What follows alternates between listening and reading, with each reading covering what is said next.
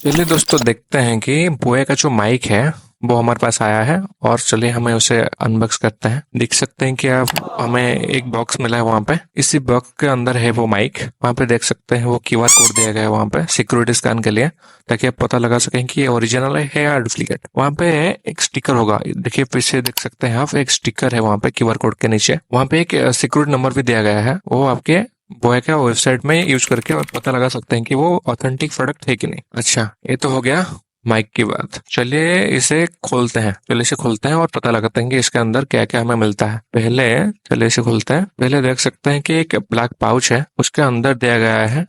निकलने के बाद उसके अंदर एक माइक निकलता है। देख सकते हैं कि इस तरह एक माइक निकलता है। वहां पे बहुत बड़ी केबल दिया गया है। वहां पे बहुत बड़ी है केबल, वो 20 फीट के करीब। और ये देख सकते हैं कि ये हमारा माइक है, ठीक है। इसी से हम बात कर सकते हैं। वहां पे एक क्लिप भी दिया गया है, देख सकते हैं कि कितना बड़ा माइक है वहां पे बोया का। तो आप जहां आवाज भी सुन रहे हैं मेरा, वो बोया का माइक से ही सुन रहे हैं। और एक दिया गया है एक बोर्ड दिया गया है वहां पे देने के लिए, ताकि हवा का जो झोंका है फिर भी वो आवाज को खराब ना हो। इस तरह हम उससे लगा सकते हैं वहां पे माइक के ऊपर और यूज कर सकते हैं उसे, ठीक है। तो आप जो मेरे आवाज अभी सुन रहे हैं वो बोया का माइक से ही है। अगर मैं माइक टर्न ऑफ कर दूं तो आप देख सकते हैं कि आवाज कैसी गंदी आती है, ठीक है ना। और देख सकते हैं कि वहाँ पे क्यूआर कोड भी दिया गया है वहाँ पे जो कंडेंसर है उसके ऊपर, ताकि आप फिर से एक बार ऑथेंटिकिटी, फिर से एक बार ओरिजिनल है कि नहीं चेक कर सकते हैं। वहाँ पे क्यूआर कोड स्कैन करके एक कोड आएगा, उसे आप बोया का वेबसाइट में डालोगे तो पता चल जाएगा कि वो ऑथेंटिक प्रोडक्ट है कि नहीं। यह हो गया हमारा बोया का माइक का रिव्यू। आप कमेंट कीजिए कि कैसा लगा रिव्यू, और आप खरीदना चाहते हैं कि नहीं। मेरे मानो तो बेस्ट है यूट्यूबर के लिए। नया नया जो आ रहे हैं ना यूट्यूब करने के लिए, जो